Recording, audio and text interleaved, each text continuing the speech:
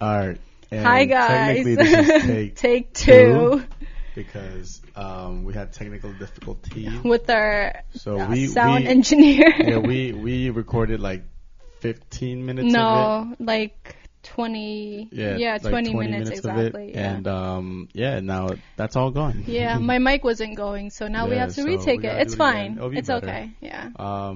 So let's talk about current news that has been happening here. Thank you guys for tuning in to our podcast once again. I forgot what number this is, but I don't know if you know anything. Oh wait, you do know, but I don't know if you guys know anything about Fyre Festival. Ooh, well, if you don't, there's a documentary. Yeah, so Fyre Festival is basically a festival that centered around music and influencers and like, you know, camping and you know, like all like, these things. It's like Coachella, but if Coachella like, was in like a paradise, beach, like a beach, and like you get to. And you have all these celebrities walking around and just, you know, like interacting a lot with of celebrities were endorsing it, like supermodels. No, we'll definitely get to that. Yeah. But yeah, so it was gonna take place in Bahamas, and they promised them like, you know, a very luxurious housing, a 5-star meal, food, and accommodations of like different kinds. Just if you pay, you know, X amount, thousands and thousands of dollars. And so I'm not really sure how much the tickets were, but I know they had to be substantial because of the things that they promised, like the amenities and accommodations. So it was a really big thing. So essentially what happened was the creator and founder, he scammed everyone. There was nothing going on.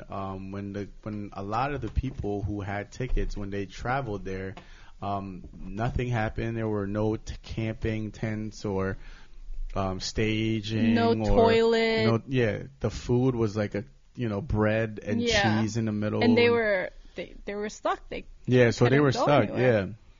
So essentially, it was this whole big thing, and eventually the founder got arrested for scamming. It was like the biggest music festival scam he ever. Walked away with like millions, like maybe like 100 million or something like that, and they had like endorsement, like vendors from like Snapchat to all these other companies were investing in them. Not only was he getting money from people, he was getting money from companies that sponsored the event. Mm-hmm. So essentially, the Fyre Festival saga may finally be coming to an end. So Fyre Festival ticket holders awarded $7,220 in each. Or like anyone who holds it in class action settlement. Damn. I mean, that's probably the same amount that but who they knows? paid to get there. I don't even know. But according to Billboard, the settlement was filed on Tuesday between the ticket holders and the trustee of Fyre Festival Assets, who filed in the U.S. bankruptcy court. So they filed in bankruptcy, so they had to get money. Yeah. They probably did that just to give them money. It says, quote unquote, it says it's a small but significant step for ticket holders who were defrauded and had their lives upended as a result of the fraudulent conduct by Fyre founder Billy McFarland. So I guess they were just trying to say, like, with like the whole commotion and stress and not being there, they just like, want to bury it. At this point. Like maybe that's just like a small amount that they could have given them, considering all the stress. And like to just shut them up at this point. Dude, did you hear? So do you know? I don't know if you guys know Ja Rule. Ja Rule was like one of the people, like the founder, Or he was like He was like he was like a partner or something. Yeah, he something was like that. It was so funny. So like there's a clip of him being like, it wasn't a fraud. This is not the exact quote, but he was saying like, it wasn't a fraud. We just didn't tell the truth. I'm like, that is a fraud. Yeah, that's like saying I didn't lie. I just didn't tell the truth. Exactly. I'm gonna start saying that. Like, it wasn't a fraud. We just didn't tell the truth. Did you steal money? No, of course I didn't steal money. I just took it and I didn't give it back. Yeah, that's a good way to. And he was so serious about it. It was hilarious. Yeah, so it's funny, and that's like, this was supposed to be like the biggest music festival, like bigger than Coachella, Bonnaroo, and like all these things. So many people endorsed it. So I looked at their pitch deck. Their what? Their pitch deck. Mm-hmm. So the deck the presentation proposal that they sent to like companies, it had like literally every social media influencer you can think of. Yeah. And like, I mean, they did endorse it. They did like, so when I watched, Kendall Jenner was like a big part of it. Yeah, too. I watched a little bit of the documentary. I never got to finish it, but so many celebrities like put up that, like, it was like an orange block or something like that on Instagram that they put up. That was like their thing to get everyone's attention. So like all these celebrities and influencers put that up, so that like piqued everyone's interest. Mm-hmm. And that's when like everyone found out about it, and they made like videos of of them like on the beach, like looking like they're having so much fun. Yeah. But it's kind of sad because like, could you imagine like spending like thousands and thousands of dollars, you flying there, you get all excited, and all you see is like an empty. And it's like an empty lot. It's not even a lot. It's a small it's a smaller island. It literally looks like a construction area. Yeah, it's like another like a smaller like body of land. Right. Like no food were coming in, no like toilet. No, like there was you couldn't live a night there pretty much. You weren't able to live a night there. So like with the stress and like all that. Oh man. Yeah, but like people were like talking about I don't feel bad for them. They're rich, like they're not something like that. Like people. Yeah, but there was like another side. Beings. Yeah, so. There was that side, but at the same time, like even if you're rich, poor, whatever, no one wants to be in that situation, Yeah. And like you're spending money, and like not everyone is just rich and using daddy's money. It's like people probably worked hard and like saved up for that too. There are right, because for a lot of them, it's like their holiday, escape. And like an escape like to just like get away and stuff, and like because they've been working on it for like 2 years. I don't know when they put it out, but I know that a lot of people were probably saving up, for the event.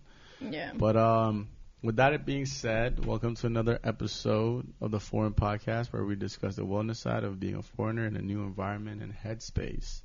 Let's talk about our weekend again. Second take.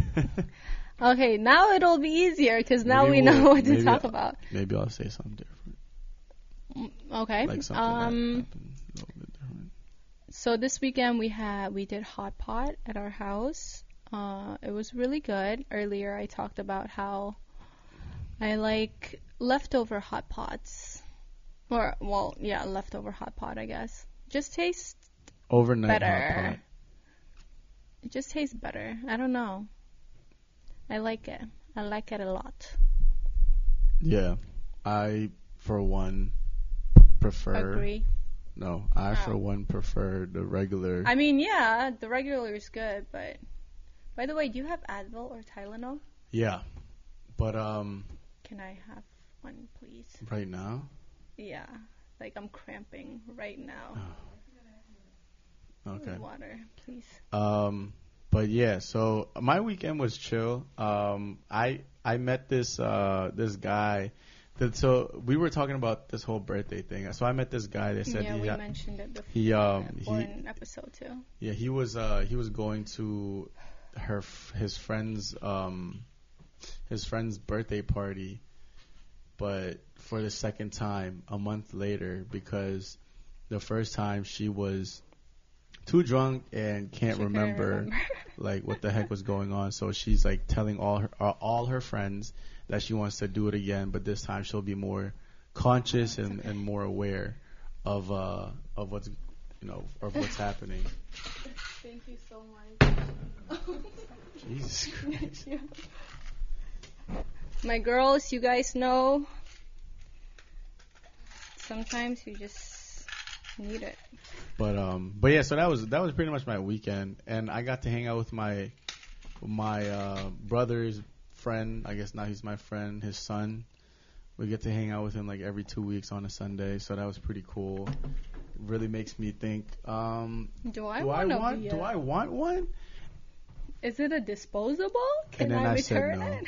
And then I said no. I mean, if there's like a kids are so if there's cute, like a if there's like a 14-day return policy, then I might try. Cute, I might try. Like reality hits. Becoming human, and it's like, oh man, now I have to actually. See, I want a kid. I want a kid from afar. I like liking. It's like taking care of other people's kids. Yeah, I like liking things that are living from a distance. Well, you're about to have a cat soon, so. Well, cats are independent though. Cats are very So you can just walk away, go out, and like all these things, and you know, whatever. But yeah, so do we have a Northeast highlight? Well, not so much of a highlight, but I just want to mention what's going on in Northeast or in India in general. So right now, the cases in India, as we've heard, well, if you guys are there, you guys probably know more than we do.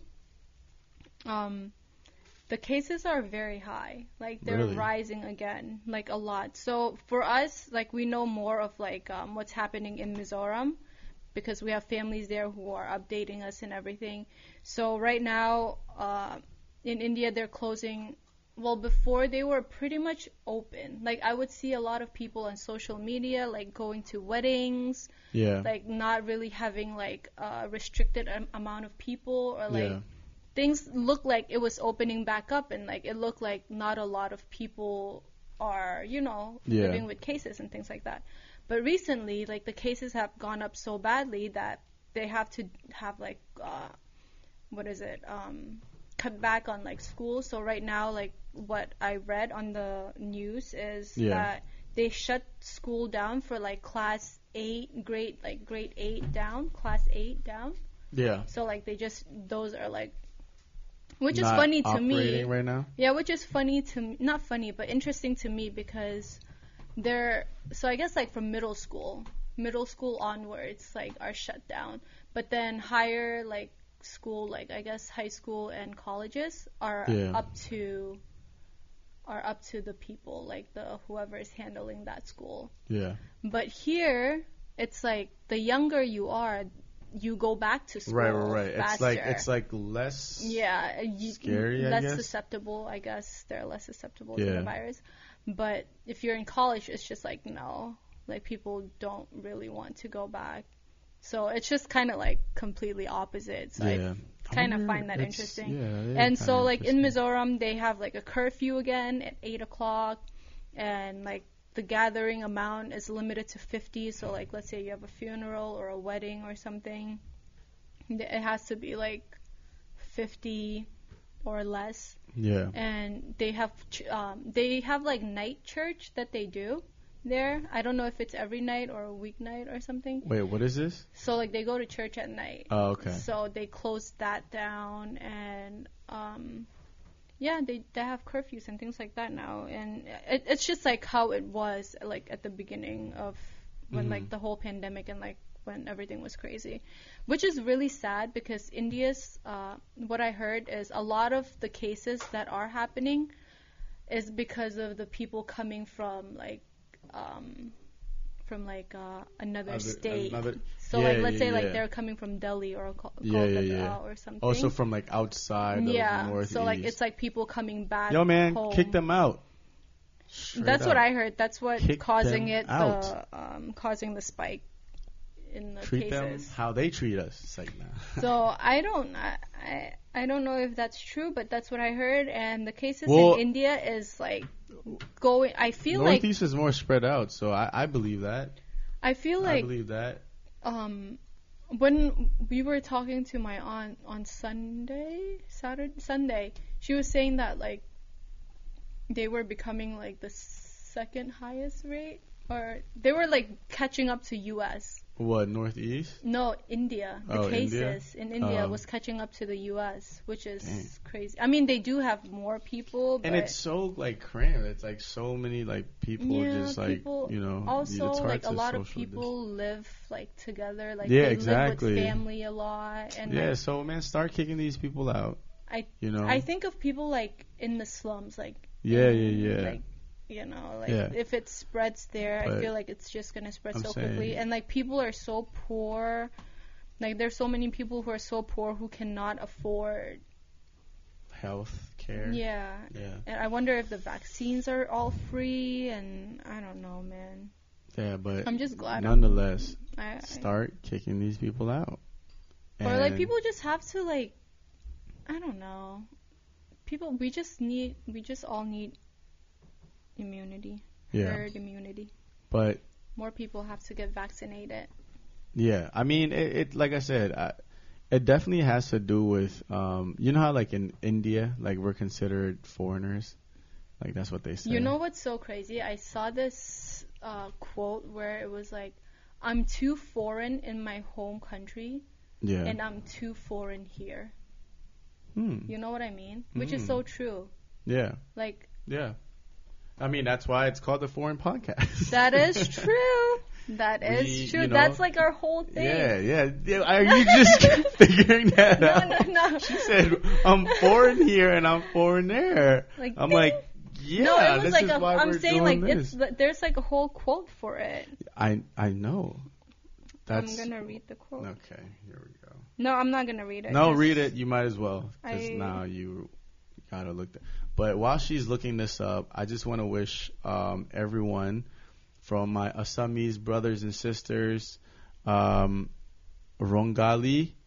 Bihu, which is a traditional Aboriginal ethnic festival celebrated in the Northeast Indian state of Assam. Ooh. So yeah. I wonder how they're celebrating it this year. Yeah, that's very interesting. I know it says here usually. Like what would they usually do? Like go to like. Yeah, I think they just. Yeah, I think it's like a festival. Yeah, I think it's like a festival. Oh man, that's like when like it sucks. Food or something. That's when it sucks. It's like you can't.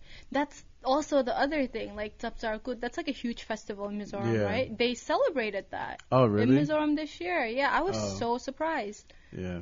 Wait, am I wrong?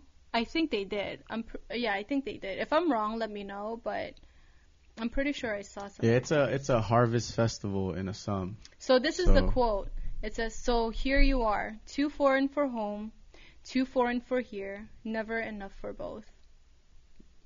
The Foreign Podcast. Yeah, the Foreign Podcast. Not our quote, but listen, that's what this is. That's what this is all about. You know, just not. And then it's not just home or anything like that. It's just like with people, with yourself. You know, this applies with a lot of things, and that's why we create this thing so we can all kind of come together and really share. You know, and have this as a hub, as a home. So, yeah, that's why we're here. Something so crazy right now. I talked about this like in past thing, but I'm investing in Dogecoin, right? Mm-hmm. Look how much it went up. Dang. I wonder why. Dude, I invested when it was 1 cent. Now it's 26 cents. Nice. I'm about to be rich. She about to be a thousandaire. I'm already a thousandaire. Oh, she is already a thousandaire. I'm about to make that 5 figures soon, guys. She's on that 4-figure right now. Yeah. Yeah, so that was a good quote. Wait, but look. That's how much you got right now? No, in Zola. Oh, wow. But yeah, so that's crazy. With that being said, if you guys are not investing, you should start investing. I'm not investing. I should probably start investing. So with that being said, we don't have any emails, comments, or anything? No email. Okay. Well, no messages. You got the emails. I don't know. Yeah, I don't remember receiving any emails. Let me just double check. But I'm pretty sure I usually no. And now? Wait. Oh yeah, never mind. It's just someone telling me our episodes are not playing, but I figured it out. But so with that being said, I want to talk this episode. I want to talk about just like how we normalize things, you know, where we're living right now compared to like you know, back home or compared to other foreign countries. Not just like drugs or like, you know, all these things, but like just like lifestyle and stuff like that. And you know, when these things are so embedded in us, and we normalize them, when we speak to someone else or when we show that side, it's like, you know, it's deemed as like, oh, he's being too this or he's being too that. And that kind of goes back to like the quote a little bit. Like prime example, like us, literally us. Yeah, like you can speak English in Mizoram and no one would like bat an eye. But we're in America and we're speaking English and we make a video and we speak like, we say like a few words in English and then we're like deemed like, oh, you're like, why are you acting so foreign? I don't understand like what, like you, like do people expect, you know, when you grow up in like a certain environment, like do you expect them to stay the same the whole time? Like you don't expect them to adapt a certain way? I feel like the people who have that mindset are just not I don't know, never mind, I'm not gonna say anything, but I mean like for example, like it's like, you know, like alcohol, right? Alcohol is like in our culture is like bad. Alcohol bad, you know, but people smoke like up there, I feel like a lot. Like I see a lot of smokers and stuff like that. Like how's that any different? You know, like I don't understand like where we define like what's good and what's not good. I feel like alcohol I get annoyed. I can only speak for Mizoram and what I've heard, but alcohol in Mizoram is very bad. The alcohol itself is very bad. So like they know it to be bad because they have seen people people who effects are literally dying from it, you know. And also another thing I've heard about Mizo people is like, oh, Mizo people, like we drink to get drunk. Well, that, you know. Well, that's because that deprived from being deprived of alcohol. Like, this is the, like, if we look at history, like back in the day, like during like Prohibition, they were over drinking. They were drinking to get drunk. They were making their own, same thing. They were making their own alcohol, and it was illegal. Depriving anyone or yourself of anything is never good. Exactly. It's like it has to have that balance. So that's what I'm saying. Like, you can't talk down on people that do that have the freedom to do that, because at the end of the day, they probably have more control than you. You know what I mean? Like, like a lot of people in America probably have more control over alcohol than people in Northeast or wherever, right? Or people who aren't allowed to drink in their country. Like if we were at a bar and it's a free-for-all, like a lot of people who are accustomed to that, they're going to, you know, either take it slow or enjoy it, or they're not going to go crazy. But other people who are deprived of it, they're going to be like savages about it. And that's the thing, like it's all like in what do you like balance? Moderation. It's all in moderation, and it's just not about like alcohol or anything like that. It's about the whole lifestyle, like the things you're exposed to. Like if you deprive people of things, like they're still gonna do it. Yeah. But in doing so, like at that point you can't control it. Yeah. You know, you can't control like how many people have. You can't control the age. You can't control who has it and who doesn't. At that point, it's just like a free for all, pretty much. So that's why it's like a lot of people I feel like deemed it wrong because they're not comfortable. They're not educated. Yeah. You know what I mean? So yeah, and it's like even now, like in America, weed is pretty much legal, right? Like marijuana is pretty much legal. Yeah. Like in Maryland, it's legal.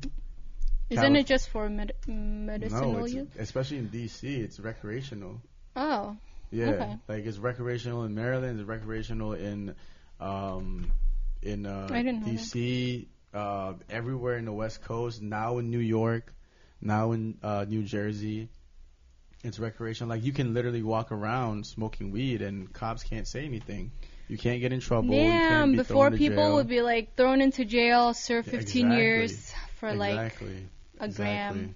Exactly. So now it's like, okay, so now if that's the case, now like if we, let's say like if we do that, like are we going to be looked at as wrong in their eyes? You know what I mean? Mm-hmm. Like it's like that whole mindset and that lifestyle change.